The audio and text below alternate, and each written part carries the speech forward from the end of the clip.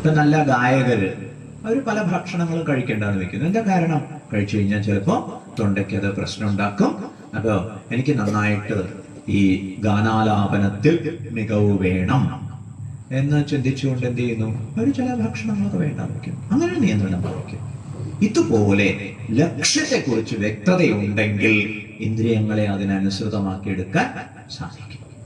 ഇപ്പൊ കുട്ടികളെ സംബന്ധിച്ചിടത്തോളം പഠിക്കാനിരിക്കുമ്പോഴേക്കാണ് മൊബൈൽ ഒന്ന് എടുത്ത് നോക്കി, എന്നിട്ടോ ഒരു റീലും കൂടി കണ്ടിട്ട് ഒരു റീലും കൂടി കണ്ടിട്ട് ഒരു റീലും കൂടി കണ്ടിട്ട് ഇങ്ങനെ മണിക്കൂറുകൾ പോയി കിട്ടിയത്. മനസ്സിലായില്ലേ? അപ്പൊ എന്ത് ചെയ്യുന്നു? തയോർ വശം ന ആകക്ഷേ. ഇന്ദ്രിയങ്ങൾക്ക് ഇന്ദ്രിയ വിഷയങ്ങളിൽ ആവേശമുണ്ട്, പക്ഷേ ഐ ഹാവ് ടു കൺട്രോൾ. ഞാൻ പഠിക്കേണ്ടതുണ്ട്, എൻ്റെ ലക്ഷ്യം പ്രാപിക്കേണ്ടതുണ്ട്, അതിന് ഞാൻ തയ്യാറെടുക്കണം എന്ന് ഉദ്ബോധിപ്പിച്ചിട്ട് തിരിച്ചു കൊണ്ടു. വ്യക്തയില്ലേ? ഇതാണ് ശാസ്ത്ര ഉപദേശത്തിന്റെ ഗുണം എന്ന് പറയുന്നത്. ഇങ്ങനെ നാം നമ്മുടെ ഉത്തരവാദിത്വം ഏറ്റെടുക്കാൻ തയ്യാറാവുന്നു എന്നർത്ഥം.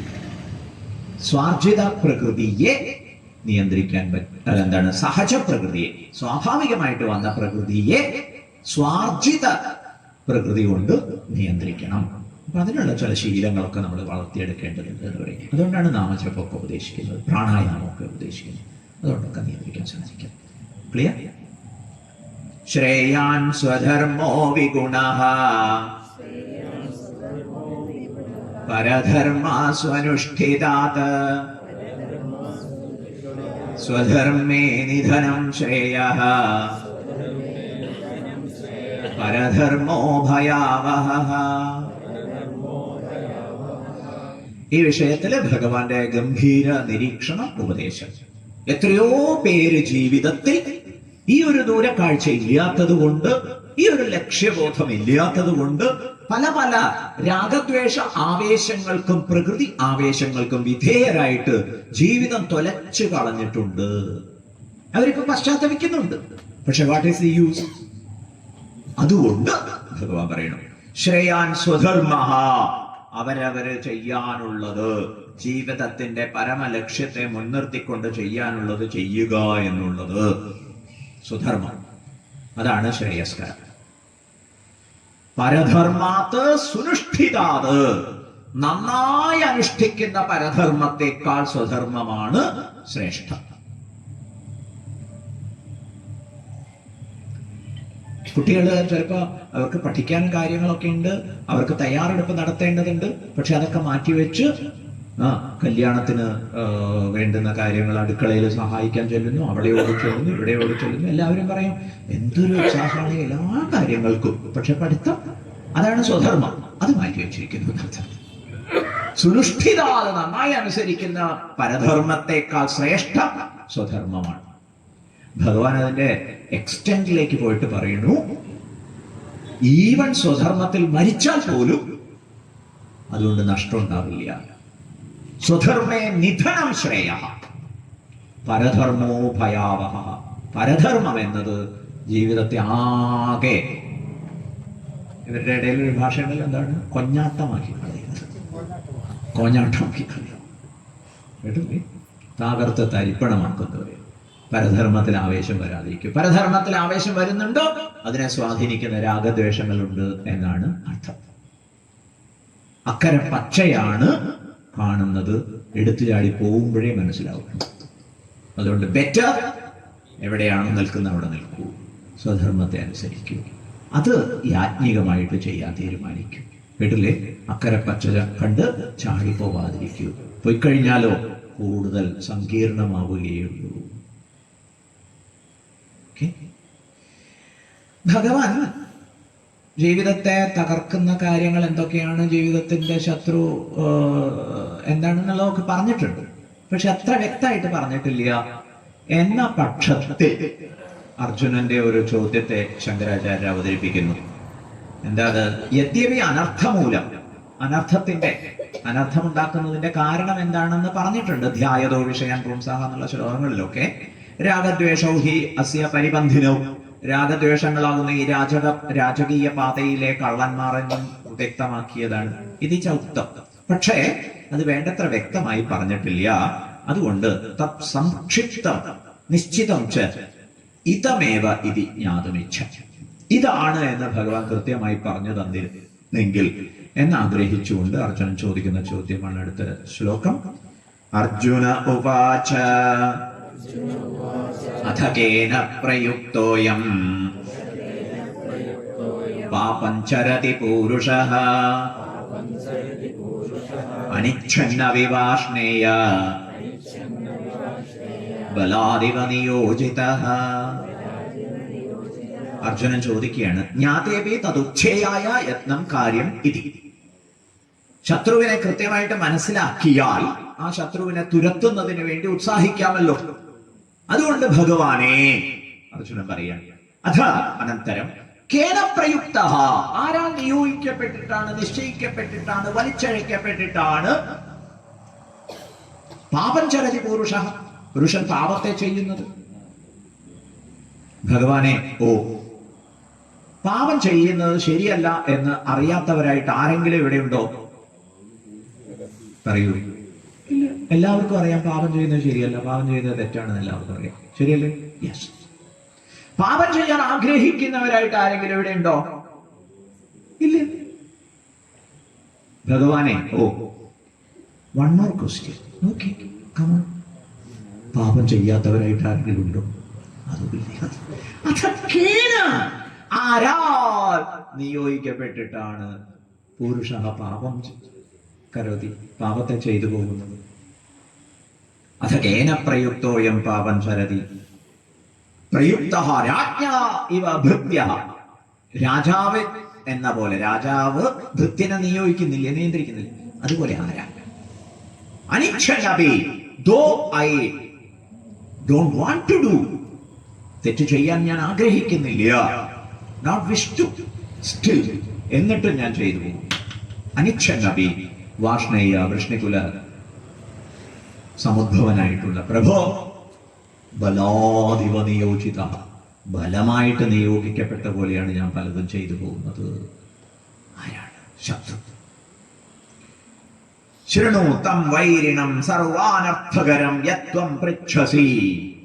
ഭഗവാൻ പറയാണ്, കേട്ടോളൂ, നീ ചോദിച്ചില്ലേ എല്ലാ അനർത്ഥങ്ങൾ ഉണ്ടാക്കുന്ന ശത്രു ആരാണെന്ന്? കേട്ടോളൂ. ശ്രീ ഭഗവാനുവാച കാമയേഷ ക്രോധയേഷ രജോ ഗുണസമുദ്ഭവഃ മഹാശനോ മഹാപാപ്മാ വിദ്യേനമിഹ വൈരിണം. കാമയേഷ ക്രോധയേഷ രജോ ഗുണസമുദ്ഭവഃ മഹാശനോ മഹാപാപ്മാ വിദ്യേനമിഹ വൈരിണം. ഏഷ കാമഃ ഏഷ ക്രോധഃ. അവൻ കാമമാകുന്നു, അവൻ ക്രോധമാകുന്നു. കാമം ക്രോധം രണ്ടല്ല കേട്ടോ. കാമത്തിന്റെ, കാമം എന്ന നാണയത്തിന്റെ മറുവശമാണ് ക്രോധം. തടയപ്പെട്ട കാമമാണ് ക്രോധമാവുന്നത്. കാമം എന്ന് പറഞ്ഞാൽ ആഗ്രഹം, എല്ലാ ആഗ്രഹങ്ങളും. ഈ ആഗ്രഹങ്ങൾ തടയപ്പെട്ടാൽ അത് ക്രോധമായിട്ടാണ് പുറത്തു വരിക. കാമത്തെ നിവർത്തിക്കാൻ സാധിച്ചാലോ ലോഭമായിട്ട് അത് നമ്മളെ സ്വാധീനിക്കും. കേട്ടില്ലേ? കാമം നിവർത്തിച്ചു കഴിഞ്ഞാൽ ഇനി മതി എന്ന് വെക്കില്ല, പിന്നെ ഇനിയും പോട്ടെ, ഇനിയും പോട്ടെ, പോട്ടെ പോട്ടെ പോട്ടെ പോട്ടെ. എപ്പോഴെങ്കിലും അത് തടയപ്പെട്ട ക്രോധമായി. കാമം, ക്രോധം, ഇതാണ് ശത്രുക്കൾ. അർജുന, കള്ളൻ കപ്പലിൽ തന്നെ. ശത്രുവിനെ കുറിച്ചല്ലേ ചോദിച്ചാൽ, എവിടെയാ ശത്രു? നിന്റെ ഉള്ളിൽ തന്നെയാണ്. കാമയേഷ ക്രോധയേഷ രജോ ഗുണസമുദ്ഭവഃ. രജസ് എല്ലാവരിലും ഉണ്ട്. അതിന്റെ പിറകില് പ്രകൃതി ഇരുന്നിട്ട്, വാസനകൾ ഇരുന്നിട്ട്, രാഗദ്വേഷം ഇരുന്നിട്ട് രജസിനെ തള്ളിയിട്ടാണ് കാമക്രോധമായിട്ട് പ്രകടമാവുന്നത്. രജോ ഗുണസമുദ്ഭവം.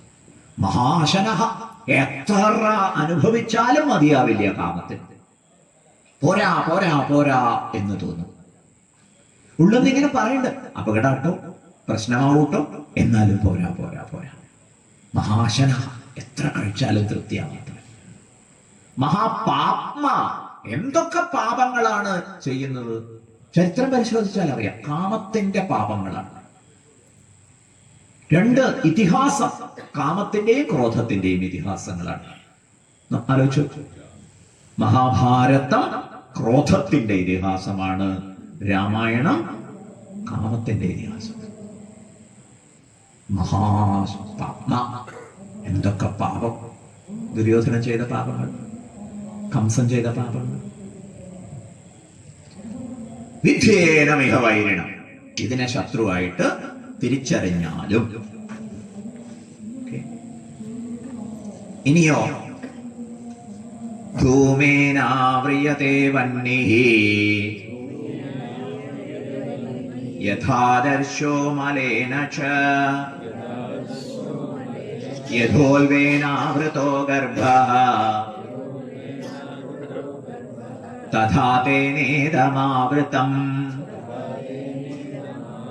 ധൂമേനാവ്രിയതേ വഹ്നിഃ യഥാദർശോ മലേന ച യഥോൽവേനാവൃതോ ഗർഭഃ തഥാ തേനേദമാവൃതം. ഈ കാമം എന്ന ശത്രു എങ്ങനെയാണ് നമ്മുടെ മനോബുദ്ധികളെ സ്വാധീനിക്കുന്നത്?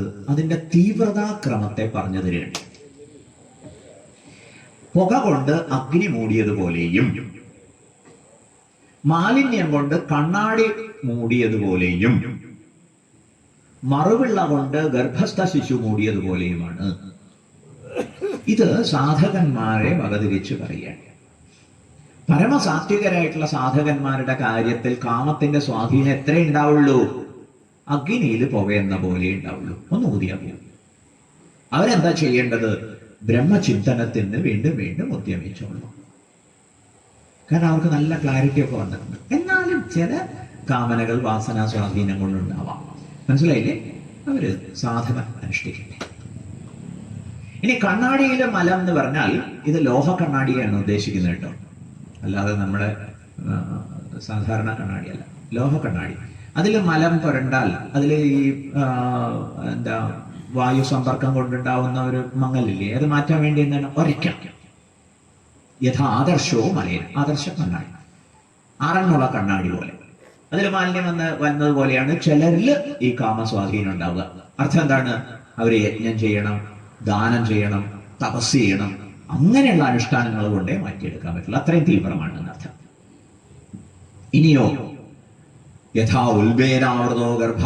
അപ്പൊ ആദ്യത്തെ കൂട്ടരുടെ സത്വത്തിന്റെ അഭിവൃദ്ധിയുള്ളവരിലുള്ള തടസ്സമാണ്. രജോ അഭിവൃദ്ധിയുള്ളവരുടെ തടസ്സമാണ് രണ്ടാമത് പറഞ്ഞത്. ഈ തമസിന്റെ അഭിവൃദ്ധിയുടെ കാര്യത്തിലോ യഥോൽബേനാവൃതോ ഗർഭ, ഗർഭസ്ഥ ശിശുവിനെ പോലെ കാമം മൂടിയിരിക്കുന്നു. അത് ഈ പറഞ്ഞ പോലെ ഇത്രയും കാലം കഴിഞ്ഞാൽ തന്നെ നേരെയാവുള്ളൂ. അങ്ങനെയുള്ളവര് സപ്താഹത്തിന് മുന്നഴിക്കാൻ പോയിട്ടൊക്കെ കുറെ കാലം എടുക്കുന്നു പറയും. അവരെ ശപിക്കണ്ട, അവർ ഈ പാതയിൽ തന്നെയാണ് എന്നർത്ഥം. മനസ്സിലായില്ലേ? അത്രയും തമസുണ്ട്. അതുകൊണ്ട് കാമസ്വാധീനം കൂടുതലാണ്. ഈ ഒരു ചിത്രം ഇഷ്ടായോ? നമ്മിൽ എത്രത്തോളം സ്വാധീനമുണ്ടോ അതിനനുസരിച്ച് സാധനാദി കാര്യങ്ങളെ തീരുമാനിച്ചോളണം. ഇവിടെ ശങ്കരാചാര്യ പറയാണ്, തേനേതം ആവൃതം എന്ന് പറഞ്ഞല്ലോ. പുക കൊണ്ട് അഗ്നി പോലെ, മാലിന്യം കൊണ്ട് കണ്ണാടി പോലെ, ഗർഭസ്ഥ ശിശുവിനെ കൊണ്ട് മറുവിള്ള കൊണ്ട് ഗർഭസ്ഥ ശിശുവിനെ എന്ന പോലെ, തഥാ തേന ഇതം ആവൃതം, കാമം ഇതിനെ മൂടിയിരിക്കുന്നു എന്ന് പറഞ്ഞിരിക്കുന്നു. അവിടെ ഇതിനെ എന്നുള്ളത് കൊണ്ട് എന്താ ഉദ്ദേശിച്ചത്? തതിതം ശബ്ദവാച്യം യത് കാമേന ആവൃതം. കാമത്താൽ മൂടപ്പെട്ടത് എന്താണ് എന്ന ചോദ്യത്തിനുള്ള ഉത്തരമാണ് 39ാമത്തെ ശ്ലോകം. ആവൃതം ജ്ഞാനമേതേന ജ്ഞാനിനോ നിത്യവൈരിണ കാമരൂപേണ കൗന്തേയ ദുഷ്പൂരേണാനലേന ച. ആവൃതം ജ്ഞാനമേതേന ജ്ഞാനിനോ നിത്യവൈരിണ കാമരൂപേണ കൗന്തേയ ദുഷ്പൂരേണ അനലേന ച. ജ്ഞാനമാണ് മൂടിയിരിക്കുന്നത്. കള്ളന്മാരെ പോലെയാണ്. കള്ളന്മാർ വന്നു കഴിഞ്ഞാൽ ആദ്യം എന്ത് ചെയ്യുന്നു? മെയിൻ സ്വിച്ച് ഓഫ് ആക്കുന്നു, ഫോൺ ഡിസ്കണക്ട് ചെയ്തെടുത്തു, മൂടി നിർത്തും, പിന്നെ രക്ഷയില്ല. കേട്ടില്ലേ? ഇതുപോലെ ജ്ഞാനത്തെ ആദ്യം മൂടി വയ്ക്കും. ഇതുവരെ നമ്മൾ ശാസ്ത്രാവബോധമൊക്കെ നേടിയതൊക്കെ മൂടി വെച്ചു. എന്നിട്ട് ഈ കാമം ഓപ്പറേറ്റ് ചെയ്യും. മനസ്സിലായില്ലേ? പൈലറ്റിനെ സ്വാധീനിച്ചു, പൈലറ്റിനെ കണ്ണുകെട്ടി മാറ്റിയിരുത്തി. എന്നിട്ട് അപ്പോഴാണ് ഇനി ഫ്ലൈറ്റൊക്കെ ഹൈജാക്ക് ചെയ്യുമ്പോഴേ ആവൃതം ജ്ഞാനമേതേന. ജ്ഞാനിനോ നിത്യവൈരിണ, ജ്ഞാനികൾ ഇതിനെ നിത്യവൈരിയായിട്ട് അറിയുന്നു. അജ്ഞാനികളാകട്ടെ കാമത്തെ ബന്ധുവായി പരിഗണിച്ച് കൊണ്ടു നടക്കും. പിന്നെ അബദ്ധം പറ്റുമ്പോഴേ അച്ചോ പൊള്ളിപ്പോയി എന്ന് തിരിച്ചറിയുള്ളൂ. ജ്ഞാനികൾക്കറിയാം.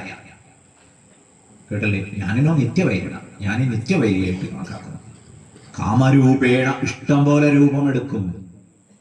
ഇതിന്റെ സ്വാധീനം നമ്മൾ തിരിച്ചറിയില്ല. വളരെ ധാർമ്മിക രൂപത്തിൽ, വിനയത്തിന്റെ രൂപത്തിലൊക്കെ പ്രകടമാകുന്നവരെ.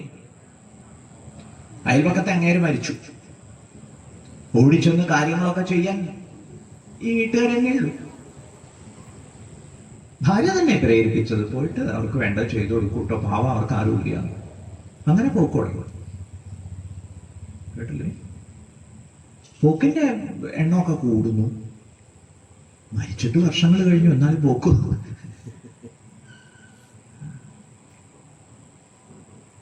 ഇപ്പൊ ഭാര്യ പറഞ്ഞു, അതേ എന്തിനാ എപ്പോഴും ഇങ്ങനെ ഓടിപ്പോണത്? മനുഷ്യത്വമില്ല, സംസാരിക്കും. പാവം അവർക്ക് ആരാണുള്ളത്? ആ കുട്ടികളുടെ കാര്യം ഒന്ന് ആലോചിച്ചു. അച്ഛനില്ലാത്ത കുട്ടികളോടുള്ള സഹതാപം എന്ന നിലയ്ക്കാണ് കാമം പ്രകടമാവുന്നത്. നാട്ടുകാർ പിന്നെ പറഞ്ഞു തുടങ്ങി, ഒടുക്കാണ് മനസ്സിലായത്. കാമത്തിന്റെ ഓരോരോ അവതാരങ്ങളെ. കാമരൂപേണ, പല രൂപങ്ങളും കൈവരിക്കും, എന്നിട്ട് പറ്റിക്കും. കൗന്ദേയ ദുഷ്പൂരേണ, ഒരിക്കലും തൃപ്തിയാവുകയില്ല. ഏതുപോലെ? അനലേന ച, അഗ്നിയെ പോലെ. അഗ്നിയുടെ അവസ്ഥ എന്താണ്? എത്രത്തോളം ഹവിസ് അർപ്പിക്കുന്നുവോ അത്രത്തോളം ആളിക്കത്തുന്നു. അലം ന വിദ്യതേതി അനല, മതി എന്നുള്ള അവസ്ഥ അതിനില്ല. ഇപ്പൊ എന്താ ചെയ്യ? ഇന്ദ്രിയാണി മനോബുദ്ധി അസ്യാധിഷ്ഠാനമുച്യതേ ഏതൈർവിമോഹയത്യേഷഃ ജ്ഞാനമാവൃത്യ ദേഹിനം. ഈ ശത്രുവിന്റെ സ്ഥാനങ്ങളെ പറഞ്ഞു തരികയാണ് ഭഗവാൻ. ഇന്ദ്രിയങ്ങളിൽ ഇരിക്കുന്നു കാമം, മനസ്സിലിരിക്കുന്നു കാമം, ബുദ്ധിയിലിരിക്കുന്നു കാമം. ഇന്ദ്രിയാണി മനോബുദ്ധി അസ്യ അധിഷ്ഠാനം, അതിന്റെ ഒളിയിടങ്ങൾ ഇവിടെയൊക്കെയാണ്. ഇന്ദ്രിയങ്ങളിൽ ഇരുന്നിട്ട് രാഗദ്വേഷ പ്രകോപിതമാക്കിയിട്ട് അതാത് വിഷയങ്ങളിലേക്ക്, കേട്ടില്ലേ, വലിച്ചഴിച്ചുകൊണ്ടേയിരിക്കും. ഇന്ദ്രിയാണി മനസ്സ്, മനസ്സിൽ ഒളിഞ്ഞിരുന്ന് അത് നമ്മളെ സ്വാധീനിക്കും. വേണ്ട തരത്തിൽ കാര്യങ്ങളൊക്കെ ആസൂത്രണം ചെയ്യും. എങ്ങനെ മറ്റുള്ളവരെ പറ്റിക്കാം എന്നൊക്കെ അറിയാം. കാമ ഫങ്ഷൻ ചെയ്യും വഴി. അതുപോലെ ബുദ്ധിയിൽ എന്ന് പറഞ്ഞാൽ ജസ്റ്റിഫിക്കേഷൻ ക്യാപ്സ്യൂൾസ്, ന്യായീകരണ ക്യാപ്സ്യൂളുകളൊക്കെ ഗംഭീരമായിട്ട് നടത്തും.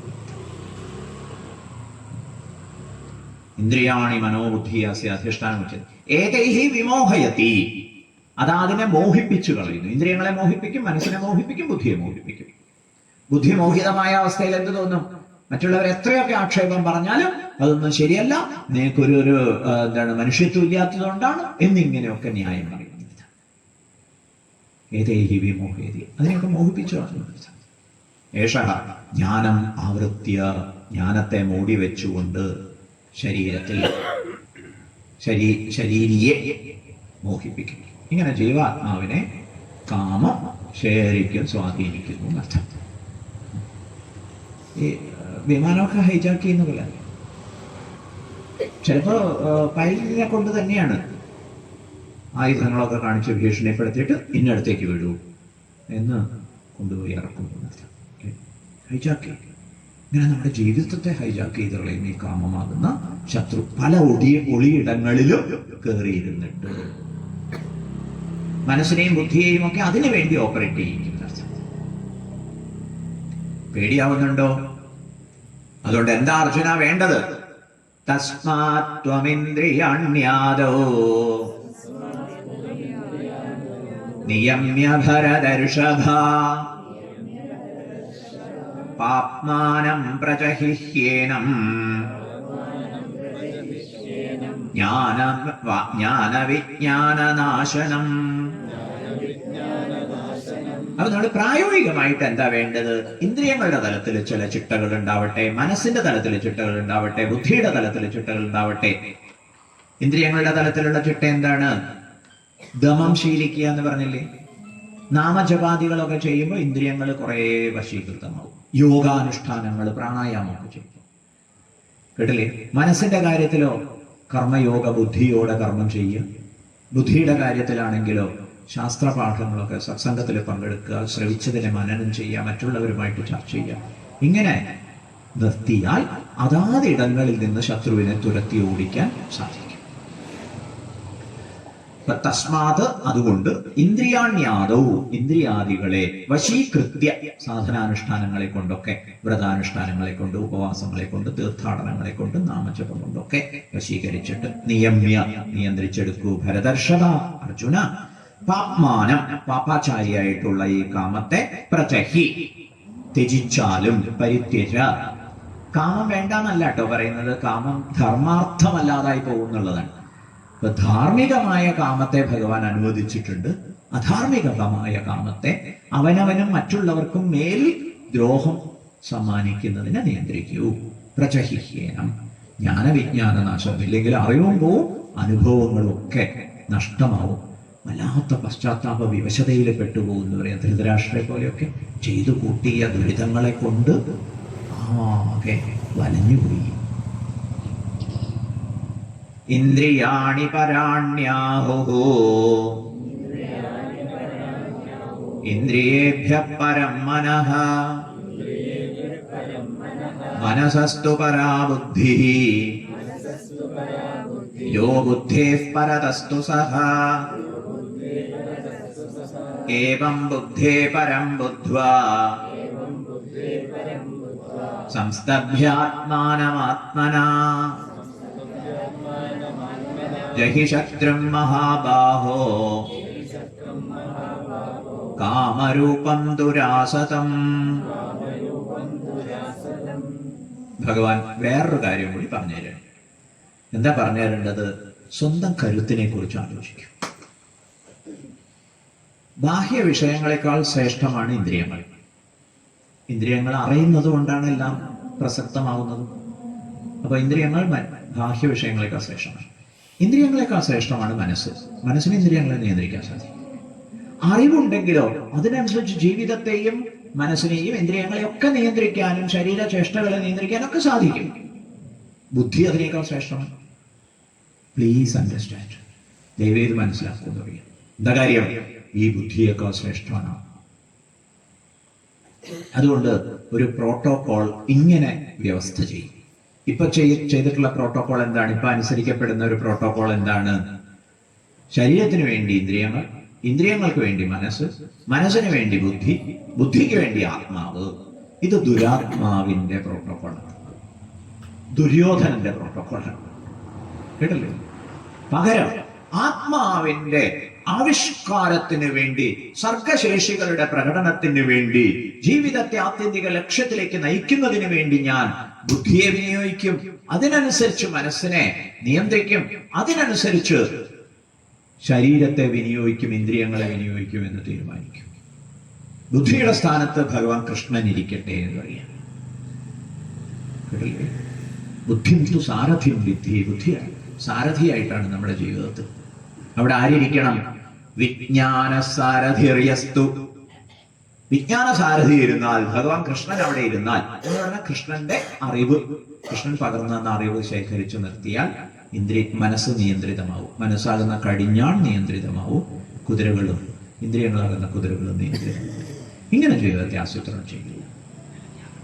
അപ്പൊ ആദ്യം ഈ ക്രമീകരണം പറഞ്ഞു തന്നു, പ്രോട്ടോകോൾ. വീട്ടിലെ ഹൈറാർക്കി. അതനുസരിച്ച് വിഷയങ്ങളെക്കാൾ ഇന്ദ്രിയങ്ങൾ ശ്രേഷ്ഠം, ഇന്ദ്രിയങ്ങളെക്കാൾ മനസ്സ് ശ്രേഷ്ഠം, മനസ്സിനേക്കാൾ ബുദ്ധി ശ്രേഷ്ഠം, ബുദ്ധിയേക്കാൾ ആത്മാവ് ശ്രേഷ്ഠം. ഏവം ബുദ്ധേഹേ പരം. ഇപ്രകാരം ബുദ്ധിയേക്കാൾ പരമാണ്, ശ്രേഷ്ഠമാണ് ബുദ്ധ്വ, ആത്മാവ് എന്ന് മനസ്സിലാക്കിയിട്ട് സംസ്തഭ്യാത്മാനമാത്മന, മനസ്സുകൊണ്ട് ബുദ്ധി കൊണ്ട് ബാക്കിയുള്ള വ്യക്തിത്വങ്ങളെയൊക്കെ നിയന്ത്രിച്ചിട്ട് ജഹി ശത്രു മഹാബാഹോ, ഹേ അർജുന, ശത്രുവിനെ, കാമശത്രുവിനെ ക്രോധശത്രുവിനെ ത്യജിച്ചാലും, കാമരൂപം ഇഷ്ടം പോലെ രൂപം ധരിക്കാൻ കഴിവുള്ള ശത്രുവിനെ ജയിച്ചാലും, ദുരാസതം ജയിക്കാൻ അത്ര എളുപ്പമൊന്നുമല്ല, ആ ശത്രുവിനെ ജയിച്ചാലും എന്നുപദേശിച്ചുകൊണ്ട് അവസാനിപ്പിക്കുന്നു. അപ്പൊ അവസാനത്തെ ഭാഗം പരധർമ്മത്തിന് കാരണമായ രാഗദ്വേഷത്തിന്റെ പിറകിലുള്ള പ്രകൃതി സ്വാധീനത്തെ, കാമക്രോധത്തെ ജയിക്കാനുള്ള വിദ്യയും കൂടി പറഞ്ഞു തന്ന് ഈ അധ്യായം സമഗ്രമായ സാധനാ ഉപദേശത്തെ ചെയ്തിരിക്കുന്നു. ലക്ഷ്യത്തെ വൃത്തിയായി പറഞ്ഞു തന്ന ശേഷം മാർഗത്തെ ഉപദേശിച്ചിരിക്കുന്നു. ഇഷ്ടായോ ഈ അധ്യായം? 3-ാം അധ്യായം ഗംഭീര സംഗ്രഹമാണ്, വളരെ പ്രായോഗികമായ സന്ദേശമാണ്. കർമ്മരംഗത്തായാലും ശരി, ഗൃഹത്തിലായാലും ശരി, സകല വ്യവഹാരങ്ങളിലായാലും ശരി, ഇത് പ്രയോജനപ്പെടുത്താം. വീണ്ടും വീണ്ടും വായിച്ചു പ്രയോജനപ്പെടുത്തു. ഓം തത്സത്. ഇതി ശ്രീമദ്ഭഗവദ്ഗീതാസു ഉപനിഷത്സു ബ്രഹ്മവിദ്യായാം യോഗശാസ്ത്രേ ശ്രീകൃഷ്ണാർജുന സംവാദേ കർമ്മയോഗോ നാമ തൃതീയോധ്യായഃ. സർവധർമാൻ പരിത്യജ്യ മാമേകം ശരണം വ്രജ. അഹം ത്വാ സർവപാപേഭ്യഃ മോക്ഷയിഷ്യാമി മാ ശുചഃ. ഇപ്രകാരം കർമ്മയോഗം എന്ന 3-ാം അധ്യായം അർജുനനും ഭഗവാനും തമ്മിൽ നടന്ന സംവാദമാണ്. അർജുനന്റെ ചോദ്യങ്ങൾക്ക് ഭഗവാൻ ഉത്തരം പറയും പ്രകാരമാണ് ഇത് അനാവൃതമായിട്ടുള്ളത്. ഇത് ബ്രഹ്മസൂത്രമാണ്, യോഗശാസ്ത്രമാണ്. ലക്ഷ്യത്തെക്കുറിച്ചും മാർഗത്തെക്കുറിച്ചും ഇവിടെ പറഞ്ഞു തരുന്നു. അങ്ങനെയുള്ള അധ്യായമാണ്. 3-ാം അധ്യായം കർമ്മയോഗം ഇവിടെ അവസാനിക്കുന്നു. തുടങ്ങി നിർത്തുക എന്നുള്ള ഒരു ശാസ്ത്ര സമ്പ്രദായമുണ്ട്. ഈ പഠനം നമ്മൾ ഇവിടം കൊണ്ട് അവസാനിപ്പിക്കുന്നില്ല എന്നുള്ളതാണ് സന്ദേശം. അതുകൊണ്ട് നമുക്ക് തുടങ്ങി നിർത്താം. ഓം നമോ ഭഗവതേ വാസുദേവായ. ഓം ശ്രീകൃഷ്ണ പരമാത്മനേ നമഃ. അഥ തൃതീയോധ്യായഃ. അർജുന ഉവാച. ധ്യായസി ചേത് കർമ്മണസ്തേ മതാ ബുദ്ധിർജനാർദ്ദന. തത്കിം കർമ്മണി ഘോരേ മാം നിയോജയസി കേശവ. വ്യാമിശ്രേണേവ വാക്യേന ബുദ്ധിം മോഹയസീവ മേ. തദേകം വദ നിശ്ചിത്യ യേന ശ്രേയോഹമാപ്നുയാം. ശ്രീഭഗവാനുവാച. ലോകേസ്മിൻ ദ്വിവിധാ നിഷ്ഠാ പുരാ പ്രോക്താ മയാ നഘ. ജ്ഞാനയോഗേന സാംഖ്യാനാം കർമ്മയോഗേന